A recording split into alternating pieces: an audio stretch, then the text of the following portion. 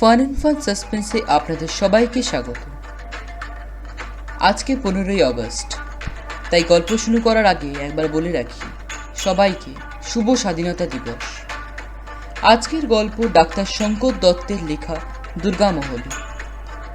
গল্পটা আমরা নিয়েছি শুকতারা পত্রিকার বিশেষ ভৌতিক সংখ্যা থেকে। শুরু হচ্ছে দুর্গামহল।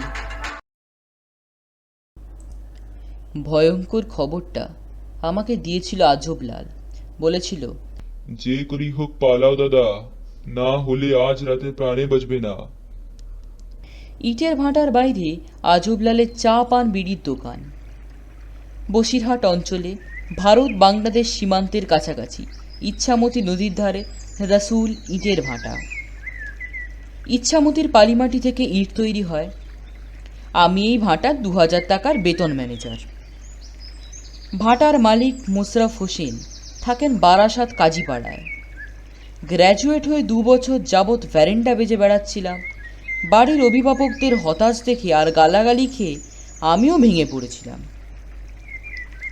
এমন সময় পাড়ার দুলাল কাকু মানে দুলাল মুখুজ্জে আমাকে এই চাকরিটা জোগাড় করে দেন। যদিও এই চাকরিতে বেশ কিছু অসুবিধা আছে, যেমন বাড়ি থেকে ইটের ভাটায় পায়ে পড়ে থাকতে হয়, নিজে রান্না করে খেতে হয়, বাজার হাট বাস স্ট্যান্ড প্রায় 1 মাইল দূর, যানবাহন বলতে 2-1টা ভ্যান রিক্সা নতুবা পায়ে হাঁটা। তবু চাকরির ভয়ঙ্কর দুর্ভিক্ষের বাজারে একটা কিছু পেয়ে হাঁপ ছেড়ে বসেছিলাম। সপ্তাহে একদিন হাটবারে মালিকের লোক এসে শ্রমিকদের হপ্তা মেটানোর টাকা পৌঁছে দিয়ে যায়, আর ইট বেচার টাকা আমি মালিককে পৌঁছে দিয়ে আসি। সেদিন সকাল দুপুর মিলিয়ে প্রায় 20,000 টাকা ইট বিক্রি হলো। ভাবলাম পরদিন সকালে গিয়ে টাকাটা মালিককে পৌঁছে দিয়ে আসবো। এমন সময় আমি না চাইতেও চা দেওয়ার ছুতো করে এলো আজবলাল। বলল, যে করি হোক পালাও দাদা, না হলে আজ রাতের পান বাঁচবে না। ডাকাত হাবিল শেখের কাছে খবর পৌঁছে গেছে, তোমার কাছে অনেক টাকা আছে। আজ অনেক রাতে ভাটা ডাকাতি করবে। আমার দোকানে বা আশেপাশে অনেক রকমের লোক আনাগোনা করে, নানা ধরনের আলোচনা হয়। আমি যে হাবিলদারের কথা চুপি চুপি শুনে নিয়েছি, তা ও বুঝতে পারেনি। আজবের কথা শুনে ভয়ে আমার হাত পা ঠান্ডা হয়ে এলো। শুনেছি হাবিল শেখের মনে দয়া মায়া লেশ মাত্র নেই। মাত্র 100টা টাকার জন্যেও মানুষ খুন করতে হাত কাঁপে না তার। এখান থেকে থানা প্রায় আধ ঘন্টার পথ। পুলিশে খবর দেওয়ার উপায় নেই। ভাটার আশেপাশে জনমনীষী নেই। ভাটার শ্রমিক রেজা পথেরাগুলো রাতে চালাই বা হাঁড়াই খেয়ে মরার মতো ঘুমোয়। আর জেগে থাকলেই বা কি হবে?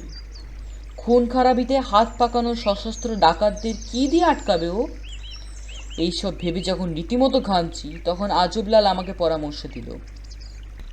আজ অমাবস্যা, সন্ধ্যার অন্ধকারে গা ঢাকা দিয়ে টাকা নিয়ে পালাও, কিন্তু খবরদার রাস্তা দিয়ে বাস স্ট্যান্ডের দিকে যাওয়ার চেষ্টা করবে না। ওরা নজর রাখতে পারে। গা ঢাকা দিয়ে ইচ্ছামতির পাড়ে ধরে যতটা পারো এগিয়ে যাওয়ার চেষ্টা করো। পথে কোনো গাড়ি টাড়ি পেলে ভালো, না পেলে নিরাপদ জায়গায় না পৌঁছে একদম থামবে না। আজবলালের পরামর্শ মতো সন্ধ্যার অর্ধকানের ভাটার পেছনের জঙ্গলের মধ্যে দিয়ে প্রায় হামাগুড়ি দিয়ে বেরিয়ে ইচ্ছামতির পাড় ধরে এগিয়ে যেতে লাগলাম। টাকাগুলো একটা গামছায় ভালো করে জড়িয়ে নিজের মধ্যে শক্ত করে কোমরে বেঁধেছি। কাঁধে একটা ঝোলা ব্যাগ, একটা ছোট টর্চ, জলের বোতল, একটা মোমবাতি, দেশলাই, আরও কত টুকিটাকি জিনিস রয়েছে। গা ছমছম অন্ধকারে যথাসম্ভব দ্রুত চলার চেষ্টা করছি, আর ভয়ে ভয়ে আশেপাশে সামনে পেছনে তাকাচ্ছি। প্রতি মুহূর্তে মনে হচ্ছে এই বুঝি মাথায় পড়ল লাঠির বাড়ি, গলায় হেঁসের কূপ বা বল্লমের খোঁচায় বুক এফোড় ওপড় হয়ে গেল, কিংবা বন্দুকের এক গুলিতে কুপোকাত। বাতাসে গাছের পাতায় শটশট শব্দ হলো, কিংবা কোনো শেয়াল টেয়াল ছুটে গেলে বুকটা ধড়াস করে যেন হৃৎপিণ্ডটা গলার কাছে এসে ঠেকছে। প্রতি মুহূর্তে মনে হচ্ছে এই বুঝি হাবিল শেখ সামনে এসে দাঁড়ালো। তার নিশ্চিত শিকার হয়েও পালাবার চেষ্টা করে তাকে হয়রান করার অপরাধে মৃত্যুদণ্ড দিতে সে একটুও দেরি করবে না।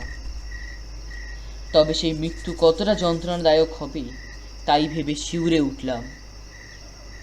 হঠাৎ এই অন্ধকারটা যেন দ্বিগুণ হয়ে চেপে ধরল। নিজের হাতটাও ঠাউর করা যায় না। জানি আজ অমাবস্যা, তবুও এত অন্ধকার।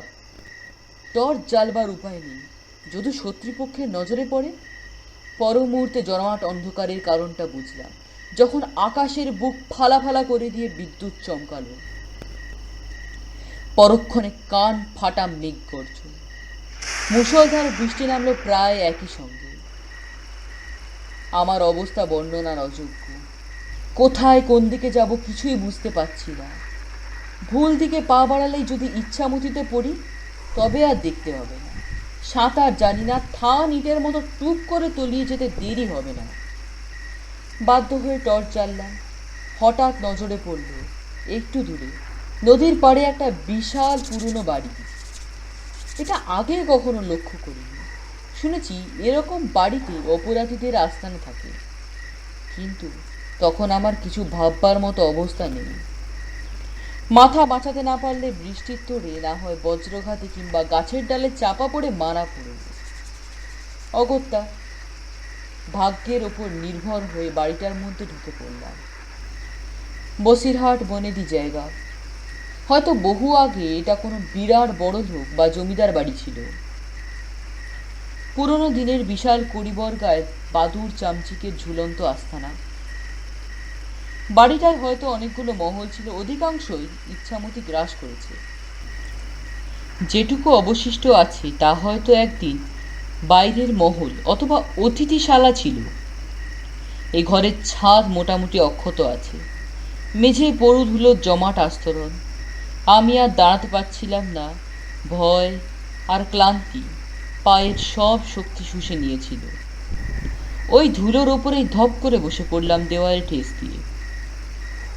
জলের বোতল বের করে ঢক ঢক করে অনেকটা জল খেলাম। তারপর একটা আরামের দীর্ঘশ্বাস ফেলে দেওয়ালে মাথা রাখলাম। কতক্ষণ এভাবে কেটেছিল জানি না, হয়তো ঘুমিয়ে পড়েছিলাম। মনে হলো আমি স্বপ্ন দেখছি, অথচ আমার চোখ দুটো খোলা। বাইরে ঝড় বৃষ্টি থেমে গেছে। অন্ধকার ঘরে হঠাৎ যেন প্রচুর আলো এসে গেছে। চোখ দুটো কচলে মাথায় ঝাঁকুনি দিয়ে নিজেকে সজাগ করলাম। ঠিক কোনো সন্দেহ নেই, কিন্তু ঘরে এত আলো এলো কোথা থেকে? বুকের মধ্যে ধড়াস করে উঠল, নিশ্চয়ই ডাকাতের মশালের আলো। যে দরজা দিয়ে ঢুকেছিলাম আচমকা সেদিকে তাকাতেই আমার শ্বাস বন্ধ হয়ে গেল।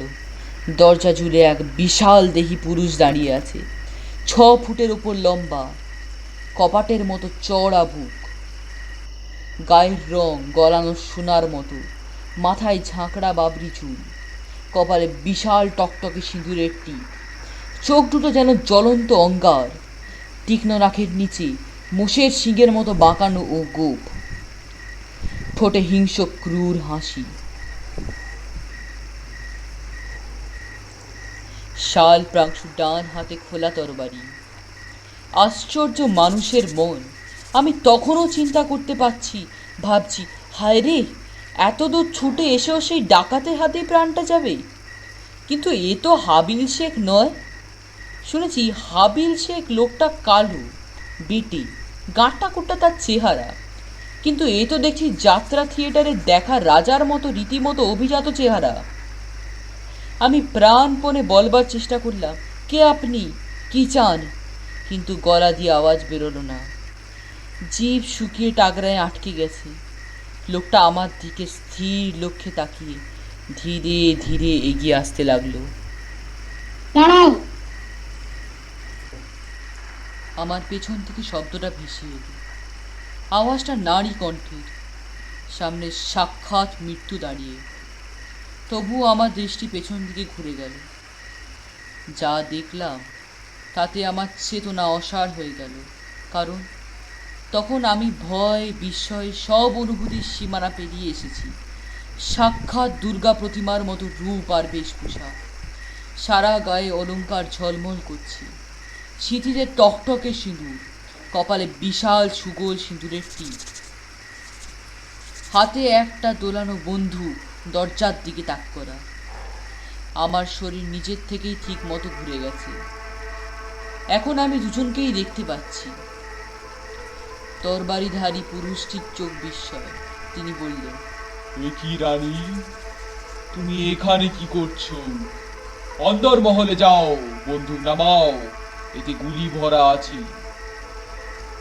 রানী কথা বললেন। ও কি কণ্ঠ! বোধহয় মহিষাসুর বধের সময় মা দুর্গা এমনই গলায় মহিষাসুরের উদ্দেশ্যে সাবধানবাণী উচ্চারণ করেছিলেন। বললেন, আর এগিয়েও না রাজা বাবু, অনেক পাপ করেছো তুমি। তোমার পাপেই আমি আমার একমাত্র সন্তানকে হারিয়েছি। কিন্তু অতিথি শালায় যে পথিক আশ্রয় নিয়েছে, সে অতিথি নারায়ণকে খুন করে ডাকাতি করতে তোমায় দেব না। রাজাবাবু অধৈর্য হয়ে বললেন, সরে যাও রানী, জানো না বাধা পেলে আমি ভয়ঙ্কর হয়ে উঠি। এবার রানীর কণ্ঠ আরো স্থির ও গম্ভীর। বললেন, আর এক পাও এগোলে আমি কিন্তু গুলি করতে বাধ্য হব। রাজাবাবু হা হা করে ঘর ফাটিয়ে হেসে উঠলেন। মিথ্যে ভয় দেখাচ্ছ রানী, তুমি আমার মঙ্গলের জন্য ব্রত উপবাস করো, তুমি আমাকে গুলি করতে পারবেই না। বলে আস্তে আস্তে আমার দিকে এগিয়ে আসতে লাগলেন। বন্দুকের প্রচন্ড গর্জনে বদ্ধ ঘর যেন বজ্রপাতের মতোই শোনালো। সেই নির্ঘোষে আমার চেতনার অসার ভাব কেটে গেল। দেখলাম রানীমার বন্দুকের একটা নল থেকে বেরিয়েছে ধোঁয়া। এদিকে রাজাবাবু বাঁ হাত দিয়ে নিজের বুক চেপে ধরেছেন, আর আঙুলের ফাঁক দিয়ে রক্ত ঝরে পড়ছে। বিস্ফারিত দুই চোখ অপর বিস্ময়ে নিজে তাকিয়ে থাকে। রাজাবাবু মাটিতে লুটিয়ে পড়ে স্থির হয়ে গেল। পরক্ষণে আবার বন্দুকের গর্জন। এবারেও বন্দুক চালিয়েছেন রানীমা। বন্দুকটা মাটিতে সোজা করে দাঁড় করিয়ে তার উপর নিজের বুক রেখে পায়ের বুড়ো আঙুল দিয়ে ঘোড়া টেনে দিয়েছেন তিনি। প্রচণ্ড ঝাঁকুনি খেয়ে তার দেহটাও মাটিতে পড়ে গেল। চরম বিপদে অনেক সময় মরিয়ার সাহস জন্মায়। আমারও বোধহয় তাই হলো। এক ঝটকায় উঠে দাঁড়িয়ে ঝোলা ব্যাগটা তুলে নিয়ে লাফিয়ে রাজাবাবুর দেহটা ডিঙিয়ে বাইরে এসে পড়লাম। তারপর দিক বিদিক জ্ঞানশূন্য হয়ে ছুটতে লাগলাম। কোন দিকে কতক্ষণ ছুটলাম কিছুই জানি না। হঠাৎ মাথার সামনের দিকে কিসে প্রচণ্ড আঘাত পেলাম। মুহূর্তের জন্য দু চোখের সামনে দেওয়ালের ফুলঝুরি। পরক্ষণে মিশকালো আধার আলো গাঢ় হয়ে আমার দু চোখে নেমে এলো।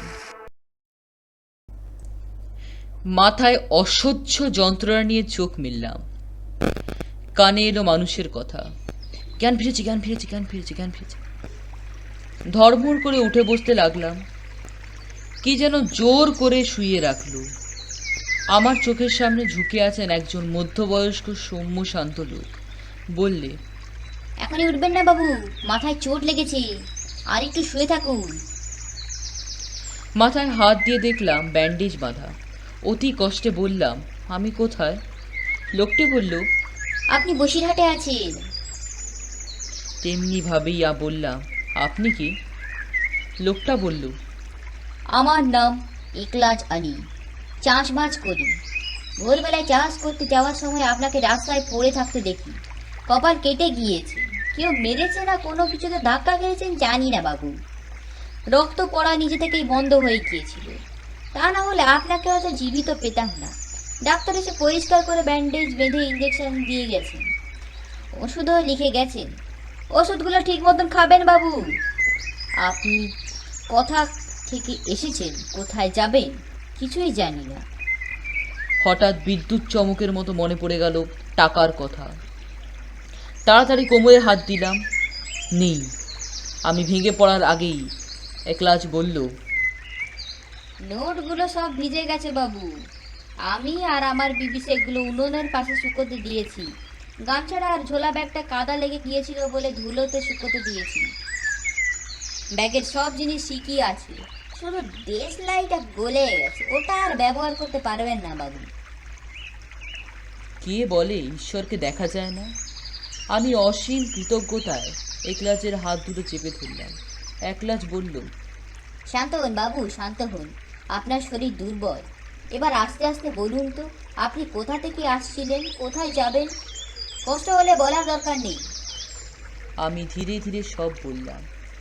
সব শুনে একলাজ কিছুক্ষণ চুপ করে থেকে বলল, বুঝেছি, আপনি দুর্গা মহলে গিয়ে পড়েছিলেন, তাও আবার অমাবস্যার রাতে।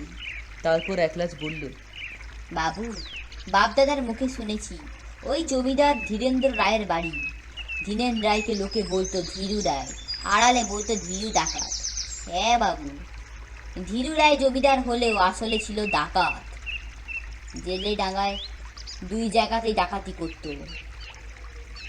কিন্তু রানী দুর্গাবতী ছিলেন পণ্ডিতের মেয়ে, সাক্ষাৎ দেবী। যেমন রূপ তেমনি গুণ, আর তেমনি মায়া দয়া। তাই লোক ধীরু রায়কে যেমন ভয় পেত, ঘেন্না করত, রানীমাকে তেমনি ভক্তি করত, ভালোবাসত। রানীমাকে ইজ্জত দিয়ে জমিদার বাড়িকে বলতো দুর্গা মহল। ধীরু রায়কে স্বভাব জানতে পেরে রানীমা তাকে ডাকাতি থেকে অনেক নিষেধ করতেন, কিন্তু ধীরু ডাকাত তার কথা গ্রাহ্য করত না। রানীমার একটা ফুটফুটে ছেলে ছিল। 5 বছরের বয়সে 2 দিনের জ্বরে সে মারা যায়। তারপর থেকে রানীমা কেমন যেন হয়ে যান, শুধু পুজো আর্চা নিয়েই থাকতেন। তার বিশ্বাস ছিল ধীরু রায়ের পাপের তার ফুলের মতো ছেলের অকাল মৃত্যু হয়। সেদিনও ছিল অমাবস্যা। এক গরিব বামুন মেয়ের বিয়ের জন্য শিষ্য আর যজমানদের বাড়ি থেকে বেশ কিছু টাকা গয়না জোগাড় করে বাড়ি ফিরছিল। পথে রাত হয়ে যাওয়ায়ও সে ধীরু রায়ের অতিথিশালায় আশ্রয় নিয়েছিল। ধীরু রায় মতলব ছিল রাতে বামুনকে খুন করে সব হাতিয়ে নিয়ে লাশটা ইচ্ছামতির জলে ভাসিয়ে দেবে। রানীমা ধীরু রায়ের মতলব বুঝতে পেরে বন্দুক নিয়ে রুখে দাঁড়িয়েছিলেন। তারপর নিরুপায় হয়ে অতিথিকে বাঁচাতে স্বামীকে গুলি করেন। সাক্ষাৎ সত্যি লক্ষ্মী ছিল তিনি স্বামীকে মেরে নিজেও আত্মঘাতী হন। আজও প্রতি অমাবস্যার রাতে দুর্গা মহলে নাকি এই দৃশ্য দেখা যায় যা আপনি দেখেছেন। বন্দুকের আওয়াজও নাকি শোনা যায়। আল্লাহ মেহেরবান, তাই তার দেওয়ায় আপনিও জানতে পেরেছি। একলাজ আলীর বউ আমাকে গরম রুটি তরকারি আর দুধ খেতে দিল। আহ, অমৃতের স্বাদ কি এর চেয়েও ভালো? জানি না। একলাজের ছেলে ইমান আমাকে ভ্যান রিক্সা করে বাস স্ট্যান্ড পৌঁছে দিয়ে গেল। অনেক সাদাসাদি করেও ওদের কাউকে আমার চিকিৎসার খরচটুকু নেওয়াতে পারলাম না। খবরের কাগজে স্টল থেকে একটা কাগজ নিলাম। আমার কাল রাতের অ্যাডভেঞ্চারের খবর নিশ্চয়ই কোথাও ছাপা হয়নি, কারণ কোনো সাংবাদিকই সে খবর পেতে পারে না। কিন্তু কাগজের এক জায়গায় হঠাৎ চোখ আটকে গেল। বড় বড় হেডলাইন দিয়ে ছাপা খবরটা হলো, কাল রাতে ঝড় বৃষ্টির পর দুর্গামহলের কাছে বারাসাতের এসডিপি ওর নেতৃত্বে স্পেশাল ফোর্সের গুলিতে ঝাঁঝরা হয়ে গেছে ডাকাত হাবিল শেখ আর তার 3 সাগরেদ। বাকিরা অস্ত্রশস্ত্র সমেত ধরা পড়েছে। কপালের চোট খাওয়া জায়গাটা টনটন করে উঠল। তবে কি হাবিল শেখ আমার পিছু ধাওয়া করে দুর্গামহলে পর্যন্ত এসেছিল? সেই পাপেই কি তার মৃত্যু হলো? অসহায় গরিবকে খুন করে ডাকাতি করার চেষ্টার অপরাধে কি রানীমা ডাকাতের প্রাণদণ্ড দিলেন? কালই যাকে দেখেছি দুর্বল শরণাগত রক্ষা করতে, তিনি নিজের স্বামীকে হত্যা করতে, তারপরেই হাবিল শেখের মৃত্যু। এও কি সেই রানীমা দুর্গাবতীর মহিমা? কৃতজ্ঞতায় চোখ দুটো ঝাপসা হয়ে এলো আমার। নিজের অজ্ঞাতসারে খবরের কাগজ সমেত হাত দুটো যুক্ত করে প্রণামের ভঙ্গিতে আমার কপাল স্পর্শ করল। শুনছিলেন ডাক্তার শঙ্কর দত্তের কাহিনী দুর্গামহল। আরও এরকম গল্প শুনতে চ্যানেলটিকে সাবস্ক্রাইব করুন এবং পাশে থাকা বেল আইকনটি প্রেস করতে একদম ভুলবেন না। ধন্যবাদ।